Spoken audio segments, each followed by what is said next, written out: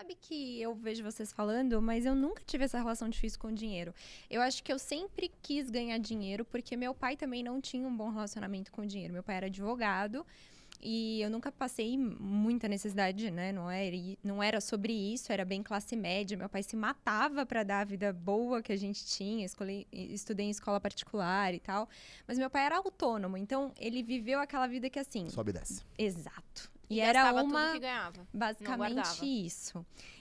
Assim, conseguiu guardar um pouco e tal, mas assim, ele tinha uma relação difícil, complicada, em que ele era muito trabalhador, mas o trabalho era um fardo. Eu sabia que ele odiava aquilo que ele fazia. A rotina dele era pesada, ia desgastando ele.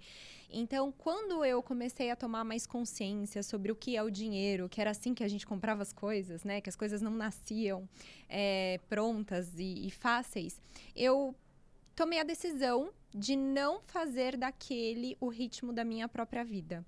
Então, eu fui empreender justamente para isso. Eu entrei na faculdade de Direito pensando em prestar concurso público, porque meu pai sempre falava da segurança, só que aí eu comecei a fazer estágio naquela época num órgão público. Falei, cara, mas eu acho que dá para ser rico, hein? Eu comecei Você queria fazer o quê de concurso? Ministério Público Estadual. Queria ser promotora de justiça do estado de São Paulo. Ia condenar todo mundo. Pois é. E aí eu percebi que não era muito aquilo que eu queria, porque eu senti que dava para ter mais prosperidade, eu acho que a palavra é sempre liberdade. Meu pai sempre reclamou de não poder fazer as coisas que ele queria, porque ele tinha que trabalhar sempre muito e fazendo coisas que ele não gostava. Então, eu sempre valorizei a liberdade. E eu não pensava tanto no acúmulo do dinheiro pelo acúmulo do dinheiro, mas pela tranquilidade, pela liberdade, para não ter aquela relação pesada com o dinheiro. Mas eu nunca tive, por exemplo, uma métrica. E aí, quando eu comecei a empreender, também tem uma coisa que eu acho que é difícil de dissociar, que é a questão de como é que a gente lida com o material. Eu nasci numa família muito católica e a gente sempre viveu muito a fé na minha casa. Não era católico de IBGE, sabe? Então, a transcendentalidade na minha casa sempre foi algo muito real, muito palpável. Apesar do meu pai não ter essa boa relação com o dinheiro, a gente sempre esteve com os olhos de que a verdadeira riqueza não é a riqueza do papel, não é a riqueza material, é a riqueza espiritual mesmo. E isso sempre esteve presente na minha vida, de que eu queria ganhar dinheiro, mas que aquilo não era o principal objetivo da minha vida. E eu comecei a gostar de trabalhar, por incrível que pareça. Começou a dar dinheiro, legal, comecei a sentir mais segurança, mas eu comecei a ver que eu contratei uma, contratei duas, contratei três. Não, Eu quero um obrigada. cafezinho. Desculpa. Contratei 4, contratei 10 pessoas e, de repente, eu tava colocando pão não só na minha mesa, eu tava colocando pão na mesa de um monte de gente. E o jogo começou a ficar legal. Eu comecei a gostar daquilo que eu verdadeiramente estava fazendo. Então, E o que você estava fazendo nisso? eu já estava fazendo o cursinho para carreira de diplomata. Eu lancei um cursinho preparatório para concurso, contratei um monte de professor particular, pagava hora-aula. E o cursinho era meu. E aí eu... Mais online? Ô, Nath, me traz o café. legal. Online. Foi o primeiro curso online do Brasil Segura esse para aqui, ó. carreira de diplomata.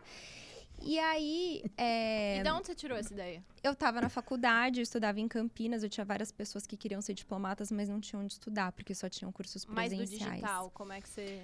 Porque na carreira do direito era muito comum um cursinho telepresencial. Não sei se você já ouviu falar, aqueles via satélite, em que tinham várias unidades no Brasil, as pessoas iam até as Você unidades tinha que até lá assistir EAD, né? no telão, né? E a transmissão era satelitária. Só que aí começou a banda larga no Brasil. Na verdade, eu tinha uma parceria com um cursinho jurídico na época, para carreira de diplomata. Aí eles foram comprados por um grande grupo, por um fundo. Aí quando chegaram lá, tipo, eu tinha, sei lá, 18, 19, 20 anos, eu nem me lembro mais. Eles falaram, quem é essa menina aqui que tem uma parceria com a gente? É a moral da história para transformar uma história longa numa história curta. Eu falei, cara, por que as pessoas, em plena era de banda larga sendo democratizada assim, porque eu sou dessa época, me respeita. Banda larga sendo democratizada larga. no Brasil. Sobral, você usou a internet de escada na sua vida? Eu jogava Mentiroso. videogame, eu Pois jogava só no computador. Só Videogame, joguinho. videogame nem ia na internet, Só no- Sobral, mentiroso. Pois é. Jogava Tibia, mano. Eu era Mas aí nerdaço, começou a ser nerdola. democratizada a internet ali em meados de 2009. Eu falei, cara, ninguém vai mais querer ir pras filiais estudar num telão. Todo mundo vai querer estudar de casa. E aí eu abri o curso Sapiência, que tem até hoje. Mas eu comecei a trabalhar mais por causa do jogo. E, claro, eu fui vendo que tinha ali uma prosperidade financeira. Eu sempre gostei disso. Como eu te falei, eu tinha esse histórico familiar em casa. Então, eu não queria viver a vida que meu pai viveu. Mas eu não tinha essa coisa do quero ganhar dinheiro. Nunca tive. Só que aí, o que aconteceu? Em 2016, uma funcionária minha morreu atropelada com 32 anos. Ela trabalhava comigo, já ia fazer 4 anos. E eu fiquei em estado de choque. Porque outras pessoas que eu conhecia já tinham falecido e tal, mas eu convivia com ela todo santo dia. Ela sentava do meu lado e ela era uma peça extremamente estratégica dentro do meu negócio. Além de ser uma querida, uma amiga minha. E aí eu fiquei bastante... Eu nunca vou esquecer, dia 16 de maio de 2016. E aí eu fiquei muito em choque. Fui pra casa da minha mãe chorar naquela época, né? E aí a minha mãe, enfim, tava falando muito sobre essa questão da fé, de como a gente precisa manter justamente nessas horas os eixos, porque senão é vã a nossa fé. E aí 2 semanas depois minha mãe teve um AVC e morreu.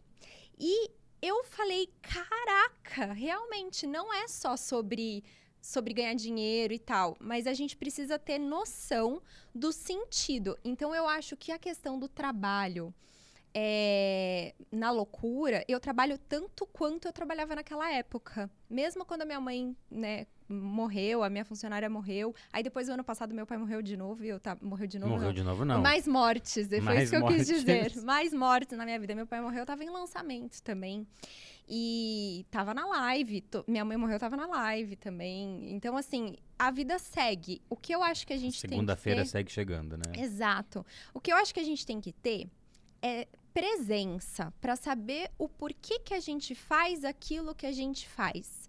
Então, por que eu continuo trabalhando muito? Por que eu continuei trabalhando mesmo quando as pessoas mais importantes da minha vida faleceram? Porque eu sabia o porquê que eu estava fazendo aquilo que eu estava fazendo. Eu não estava só com a 5ª marcha ligada no piloto automático porque eu queria mais grana. Para mim, nunca foi muito sobre isso. Era sobre a minha equipe inteira tá ali, tá tipo, com a meta para ser batida. Era pela vida do meu especialista que colocou o projeto dele na minha mão e aquilo é importante pra caramba pra vida dele. Então, tem muito a ver com o senso de dever e com a presença do porquê que eu faço aquilo que eu faço, o que é que eu tô buscando ali, entendeu? Mas, não sei se houve realmente um ponto em que eu falo, nossa, preciso parar, preciso dar uma repensada na minha vida. Eu acho que as mortes do meu pai e da minha mãe foram muito importantes, muito significativas para validar todas as minhas crenças, para entender que realmente o famoso a gente não é nada, a gente não tem problema, para entender o que é estar no final de tarde com meu marido, bebendo um vinho e falando, pô, a gente é feliz pra caramba, a gente não precisa de muito mais para ser feliz, porque no final do dia não é sobre isso. No final do dia pode ser que amanhã a gente nem esteja aqui mais e eu tenho uma conta para pagar lá em cima e é sobre essa conta, é para lá que eu preciso ter saldo. Mas não é só aqui, não. É bem isso, assim, que você falou. Pra mim, a resposta tá aí no começo da sua história. A proximidade com Deus, né? Que muitas das pessoas que têm burnouts e que estão vivendo a 5ª marcha, estão ali vivendo no piloto automático sem parar pra avaliar a vida, na verdade, elas não tão próximas de Deus, né? E aí precisa de um grande episódio eu pelo menos acredito nisso, pra parar, reavaliar e olhar que tá vivendo uma vida sem sentido, né? E sem fé.